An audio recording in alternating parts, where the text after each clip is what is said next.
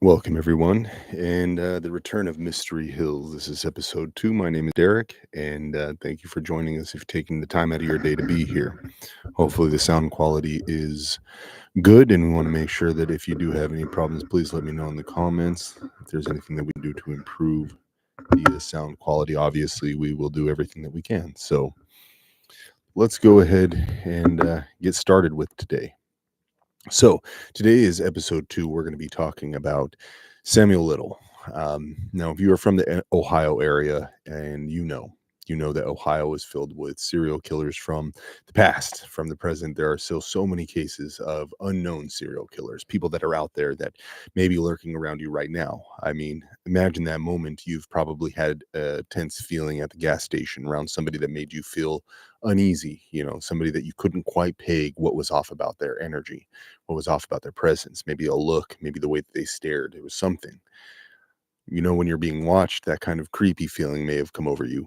Well, good news. You're not alone. It's happened a lot. And unfortunately, fortunate problem is that, and if you're in Ohio, the chances are not low that you've actually come across a serial killer in your life. So let's talk about one of the most notorious serial killers that may not be as popular out there as far as notoriety goes, just because I don't think, again, it didn't get, unless you were really directly looking at these from like the 90s, 80s. I don't know if you were, too aware of Samuel Little, but let me give you a little bit off of his Wikipedia because it's an interesting story that this horrible monster was allowed to do what he was able to do over the course of time. Now, for a disclaimer's purpose, I want you guys to know that it was pretty horrific crimes. We're going to be talking about more than that. We're going to be talking about assault as well that he was perpetrating on his victims of a sexual nature. So, if there's anything on here that triggers you, I want to give you a chance to at least be ready for it. If not, you can click away, but that's okay. But uh, Samuel Little was an evil person. So let's talk a little bit more about him. So basically, he was born on June 7th, 1940, was an American serial killer who confessed to committing 93 murders between 1970 and 2005. The FBI's Violent Criminal Apprehension Program has confirmed his involvement in at least 60 murders, the largest number of confirmed victims for any serial killer in American history. So, and the fact of the matter is, he actually provided 26 sketches of his victims. Now all of them have been linked to murders that are known, but of course, there's probably ones out there that he was not attached to, or at least maybe even he forgot himself. He seemed to be a very mentally unstable person. His original name was Samuel McDowell. He was born in Reynolds, Georgia. His mother, Bessie May Little, was a teenage prostitute who unfortunately abandoned him. Authorities believe that she might have given birth to him while she was in jail. And the census from that year that Little was born was said that Bessie May worked as a maid and that his father was 19-year-old Paul McDowell. Soon after his birth, Little's family moved to Lorain, Ohio, where he was brought up mainly by his grandmother. He attended Hawthorne Junior High School, where he had problems with discipline and achievement. Of course, you always see this in these backgrounds of some of the serial killers. Oftentimes, you have parental instability. You've got, abuse. More often than not, there's a heavy amount of abuse and trauma. So, a lot of attributes to that. So, just think about, the next time you see somebody that's out there that it may be going through something. You never know if somebody might need some help. That might be something to take away from the fact that a lot of people, I'm sure, looked at this situation and asked, was there something that they could have done? And it's really difficult to deal with these kinds of situations and know that at one point in time, Samuel Little was an innocent person, and maybe if he had been taken care of at that point, maybe he wouldn't have turned into a monster. Now, by his own account, he began having sexual fantasies about strangling women as a child. So maybe that's not something that, maybe it was something that he was born, or maybe it was a problem with, drugs or something like that. He, said that he started with this when he saw his kindergarten teacher touch her neck as a teenager. And he collected true crime magazines as he got older, depicting of choking women. So that was something that he was actually directly involved with. In 1956, after being convicted of breaking and entering into a property in Omaha, Nebraska, Little was held in an institution for juvenile offenders. His mother was listed on the booking card as whereabouts unknown. So by this point, it doesn't look like Samuel Little had any connection to his mother anymore, or at least nobody else knew where she was. After that, Little moved to the Florida to live with his.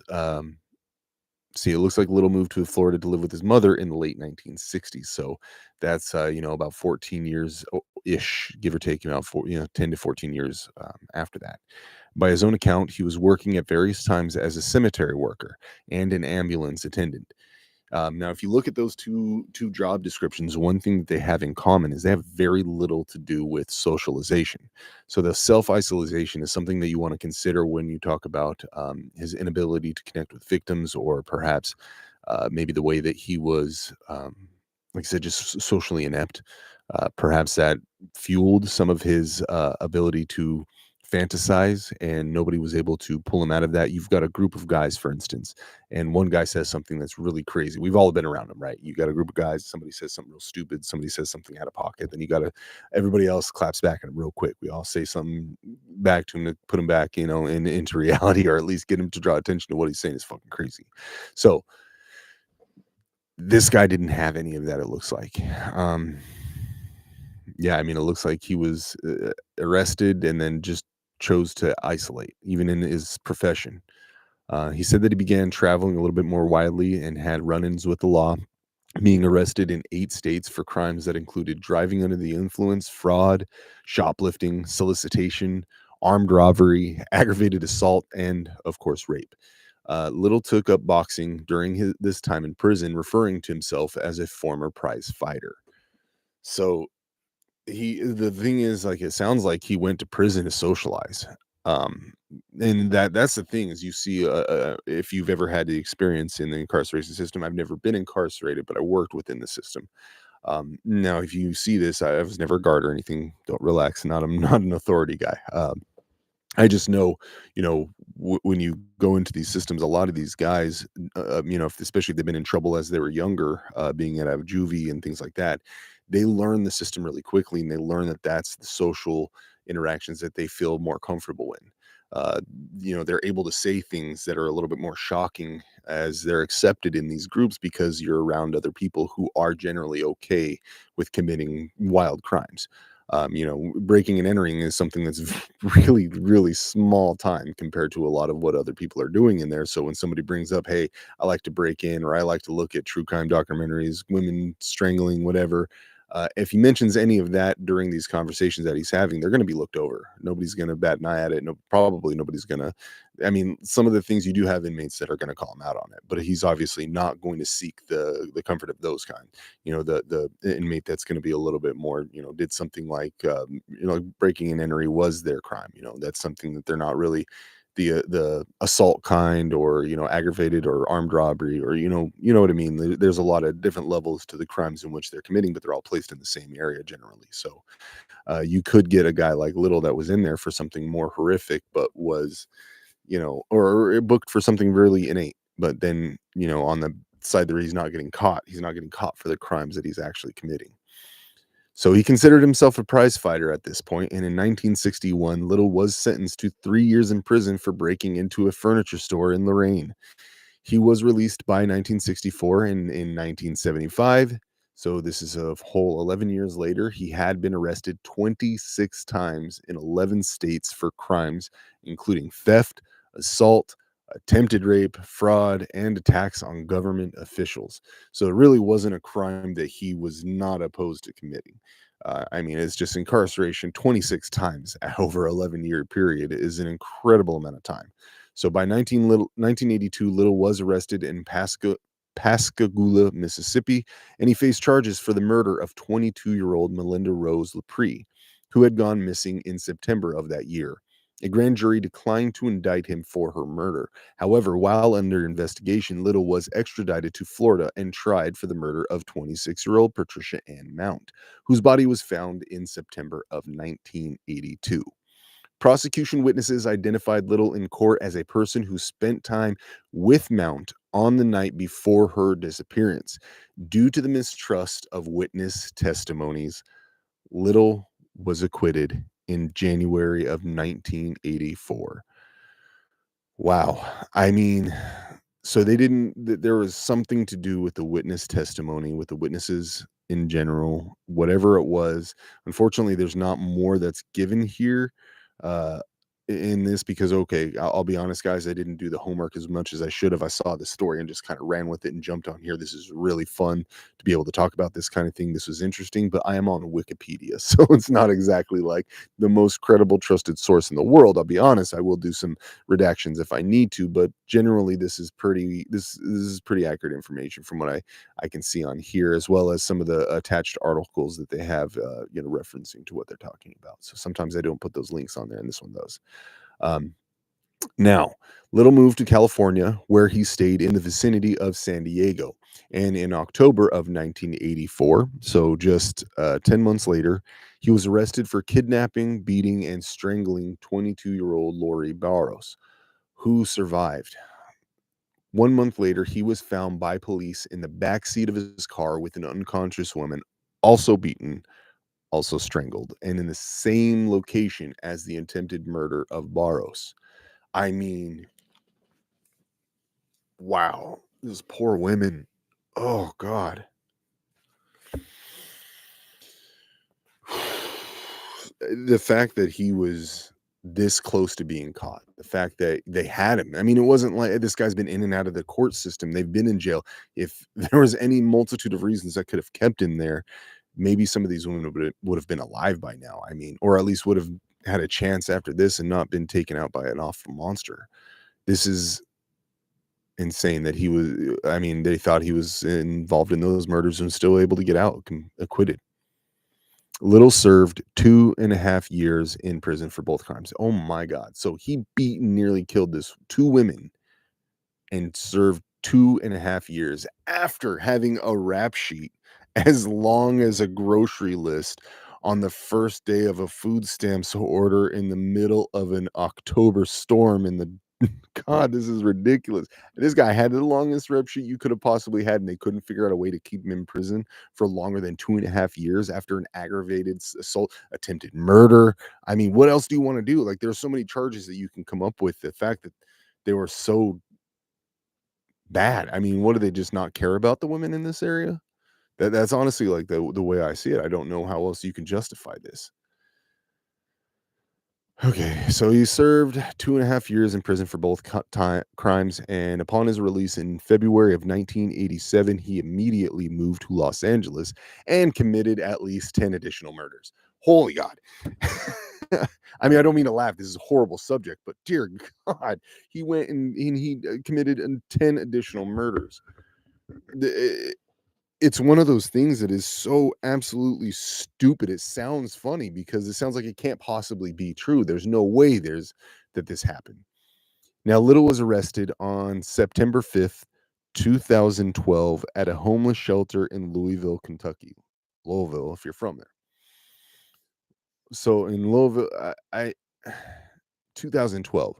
So he served 2.5 years for nearly killing women in 1987 and then moved to Los Angeles and committed 10 additional murders. I know there was a documentary that came out where his son was talking about some of the things that he had done, and I believe it was his son, and it was crazy, or maybe it was a neighbor. I can't remember. I'll have to look up the documentary that I'd seen. It was, I'll be honest, it was a little bit dry because there wasn't a whole lot of, production quality that was, a lot of excitement to it. And it's, from what I understand, he victimized a lot of prostitutes. So sex workers were one of his, and I say prostitutes, I shouldn't have said that. I'm sorry. Sex workers. Unfortunately, a lot of the sex workers that were doing this were ones that were not going to be looked for as much. They were well known to some of the policemen out there. So if they went missing, chances are they knew something happened to them, but they weren't going to be looking into it because of the involvement of some of the shady characters that were there, or the inability to get any kind of information out of them. I mean, they kept secretive lives for a reason. And so finding who they were with, when they were with them, and what kind of thing they were involved in, and what happened to their body, all that stuff is really hard to track down, especially in that. But also, it does speak to how much effort a police officer is willing to go through if the detective is going to chase down all these leads. Obviously, when it comes to Samuel Little, nobody involved was, like I said, on the surface, maybe I'm wrong, Of course, there could be a police officer out there that or a detective that was actively trying to solve these and was just hit with red tape and problematic, cooperation between agencies because obviously it's over different states, and so you've got different counties, different city ordinances. You've got different things that you've got to follow. But I mean, the fact that the FBI was involved as well and nobody seemed to coordinate a lot of the things that this guy was doing is just, I mean, it's ridiculous. I'd be interested. I'm going to look up to see if there is anything that, is, like, connected found here. So after he was arrested at the homeless shelters, this is September 5th, 2012 in Louisville, Kentucky, and extradited to California to face a narcotics charge. They got him. That's like as silly as Al Capone getting busted for tax evasion. Like this is no narcotics charge. After which authorities used DNA testing to establish that he was involved in the murders of Linda Alford, killed on July 13th of 1987, Guadalupe Duarte Apodaca, killed on September 3rd, 1987, and Audrey Nelson Everett, killed on August 14th, 1989. All three women were killed and later found on the streets of Los Angeles. He was extradited to Los Angeles, where he was charged on January 7th, 2013. A few months later, the police said that Little was being investigated for involvement in 3 dozen murders committed in the 1980s. 3 dozen murders. I hate when they put things like that on there. The number 3 dozen doesn't give it justification to 36 women. That is 36 women. And to give you a little bit of a hint, if any of you guys are basketball fans out there, it takes 5 of them to be on the court. That's 11 of them that's on the bench. So you've got more than a basketball team's worth of murders that this person committed. Now, if you want to get a little bit further into sports, it's 53 men on an active roster come game day. So we talk about 22 on the field on offense and defense. He killed more women in the 1980s than are active players on a football field. You see all those guys crashing around there? That's 22 of them. He killed 36. I want you to truly understand what a monster that this person was because we put these numbers on it and it doesn't give it gravity. 36 women in the 1980s. Until then, um, committed 3 dozen in the 1980s, which until then had been undisclosed. In connection with the new circumstances in Mississippi, the LaPree murder case was reopened. So we're going to go all the way back up here to when he was arrested in 1982 and faced charges for the murder of 22-year-old Melinda Rose LaPree. So that was one of the very first times right after his release. This is like one of the first murders that he had committed. They finally reopened the case, and it looks like here.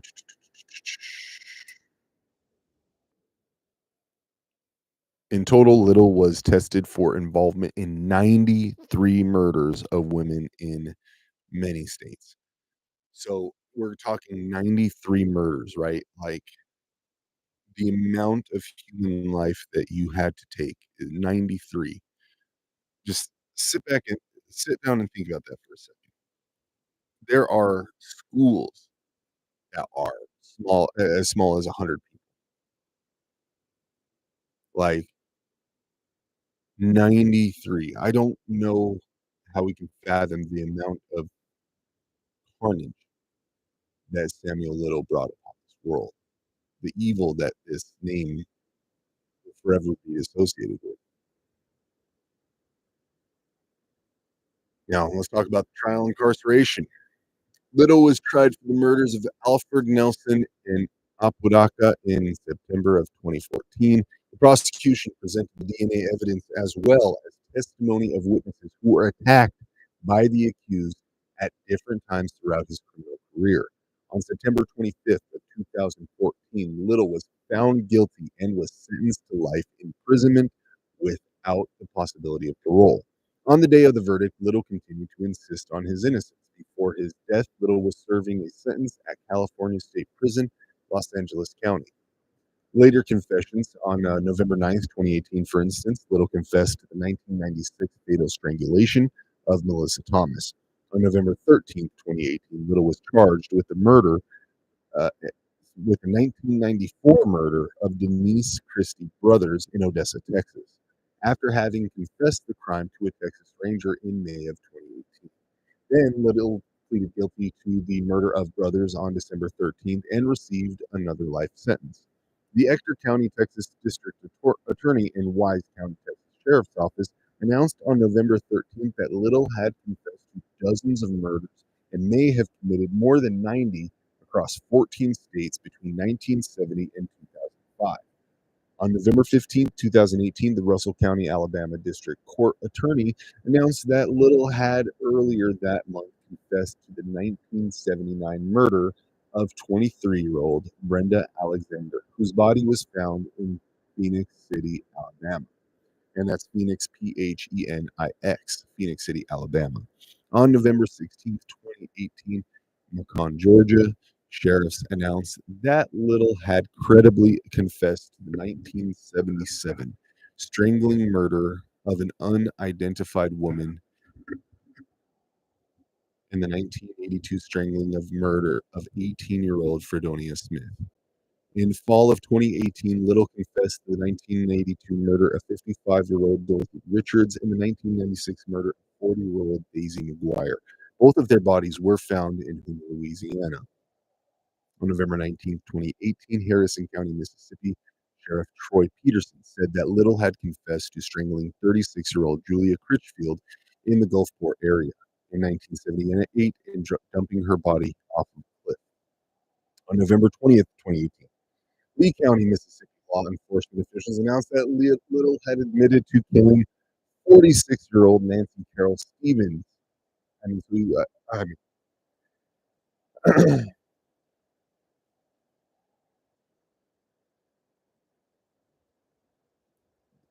Nancy Carol Stevens in Tupelo, Mississippi in 2005. That case would be presented to a grand jury in 2019. So that's one of the most recent killings. And I want you guys to think about this for a second. In all those years that he was killing, there was one consistent theme. He liked younger women. I mean, at the time when he was killing them, when he first started, it looked like they were all around the age of 18, 22, 23. And then as he got older, they stayed the same age. His victims continued to be 22, 23. That seemed to be his MO.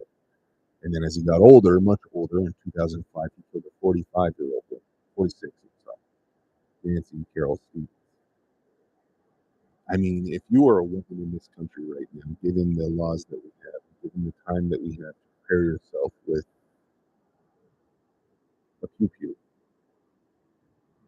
got to arm yourself. I know guns can be dangerous, very dangerous, and you really do need to take a gun safety class if you're going to be administering this kind of protection. But in this day and age, especially if you live in the state of Texas, there's no reason you shouldn't arm yourself. I know it feels like it's too much, but in the moment in which it's too much, would you rather have it and not need it, or need it and not have it?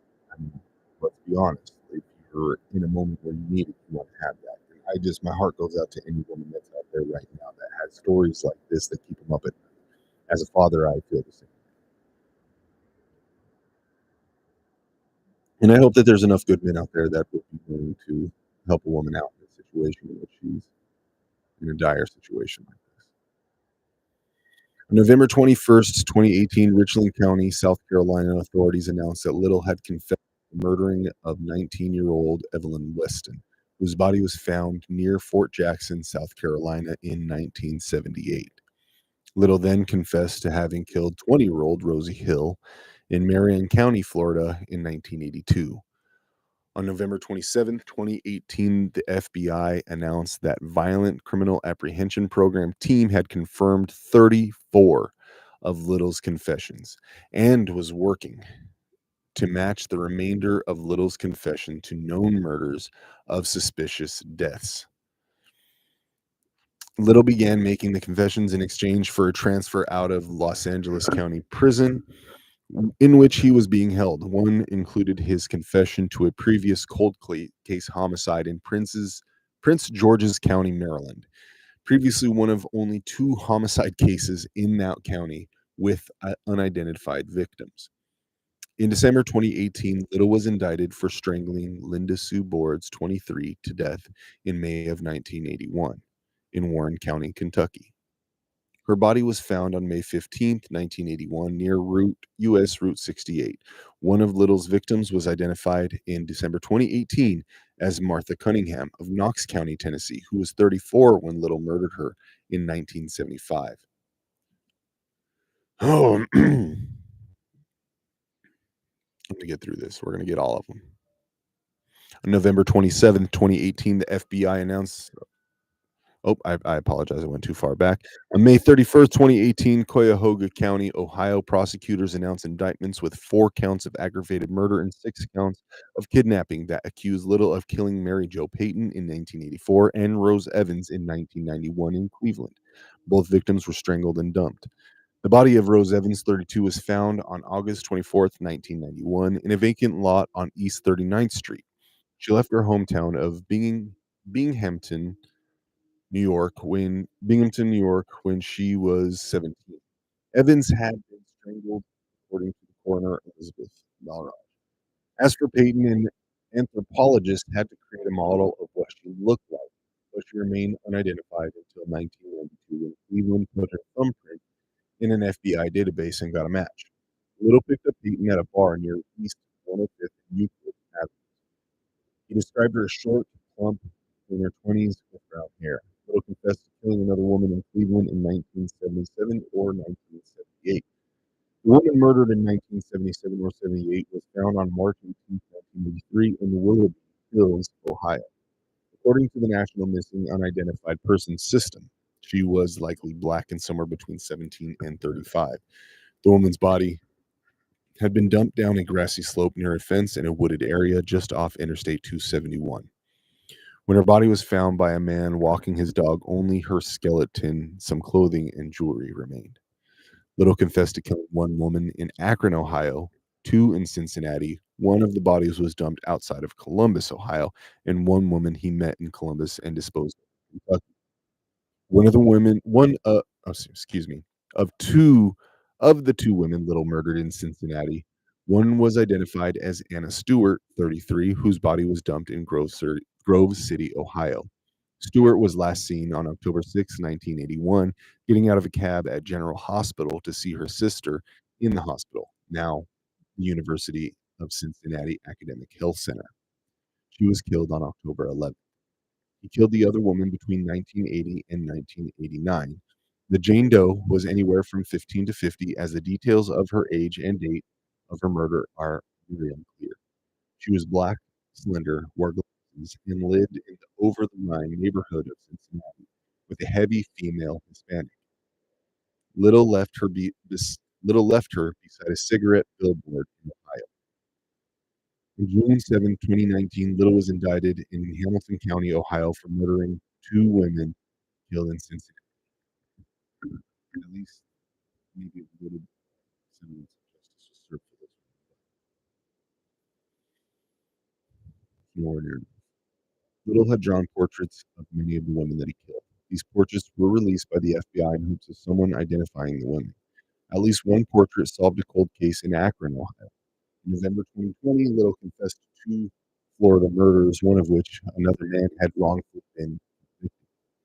I mean, think about that. You're in jail for a fucking murder that you did not do. Come to find out, one of the most notorious serial killers of our modern age was responsible.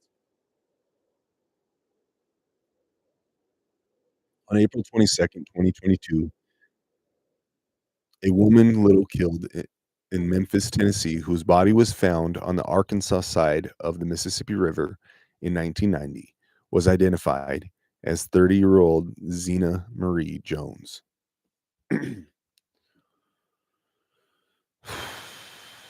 Little admitted to 93 different murders in total, and 63 have been fully confirmed. I mean, 93 murders in total. 60 deaths have been formally connected to him by the police. So, like, he's had official connections with 60 of them. The majority of Little's victims were, like I said, sex workers, drug addicts, or homeless individuals, and most of them were female. He claimed that he thought these persons would leave fewer clues for authorities to find and leave fewer persons to search for them. Despite the broad scope of his offending, Little was charged with and convicted of only 8 murders in total. Oh my god. Sorry. I need to Jeez, my god, I can't believe 93 murders and he's convicted of. If there was ever the most glowing statistic for necessary systemic change in our legal system, the fact that this man is alive in jail right now, and from 1971. Let's see, let's go back up there. 19 Yeah, it looks like 71, 70. He was released in jail. So, okay, 1975, he's been arrested 70 20. Yeah, I mean, like, something like 1971, he's committed 93 murders, or at least been involved. We know for sure, for certain, his involvement in 60 of them, and we can't convict him. I mean, I understand some people are gonna be, coming at me with why. What would be the point of convicting him of all those now? What would be the point of him facing that kind of scrutiny, through the justice system? What is that gonna prove? It's gonna cost taxpayer dollars in order to have these trials and all that. But the fact of the matter is, guys, these women deserve justice. I mean, if it was somebody that you loved, somebody that you cared about, and you knew they were not gonna be convicted because of some loophole, even though he did it. 93 women. It's not insignificant. Or no, I apologize. It wasn't all women. He did kill some men. How, why, and where, it doesn't really say, doesn't elaborate as much, but it does allude to the fact that there are some, at least some men in there. So let's go ahead and talk about the confirmed, uh, especially convicted. He was convicted of the murders of Annie Lee Stewart, Annie Lee Stewart, 32, Mary Jo Payton, 21, Carol Linda Alford, 41, Audrey Nelson Everett, 35, Guadalupe Apodaca, 46, Zena Marie Jones, 30, Rose Evans, 32, Denise Christie Brothers, 32. I mean, the list is long. Gillian Lauren investigated Little and interviewed him extensively in prison. Lauren initially began writing a mystery novel, and while interviewing Detective Mitzi Roberts of the Los Angeles Police Department, she told Lauren, in quotes here, "Well, I'm proud of them all, but I did catch this serial killer Sam Little once. That was pretty cool." Lauren began writing a nonfiction book about Little and spent more than 40 hours interviewing him, where he confessed to multiple murders and sent her drawings of his victims. And in December of 2018, Lauren wrote about her experiencing interviewing Little for the cut. Joe Barron, oh my, I'm not gonna read this. It's just everybody plug in their different things. But this is according to Wikipedia as of right now. You know how Wikipedia is. So take what you may out of this. But man, was that just hard to read about all of those women that, I mean, just unnecessarily just had all of this kind of situations around him that were undesirable for, anybody that you love. You would never want to see him in a situation. And unfortunately, Samuel Little took advantage of many people's desperate situations or downtime in their life. And imagine we've all been in some spot where we don't have the luxury of having resources or the luxury of having people to look out for us or loved ones or, to call and, or I mean, just a friend to check out to see if you're okay. Who knows? Maybe that's what he does. He lured people away with promises that he can never keep. Never time on keeping. Sad stuff. But thank you again. That is going to conclude our Mystery Hills episode. I've kept you far too long. Have a great night, everybody. Stay weird, stay safe. If you are a person that is needing help, reach out. send something in the chat.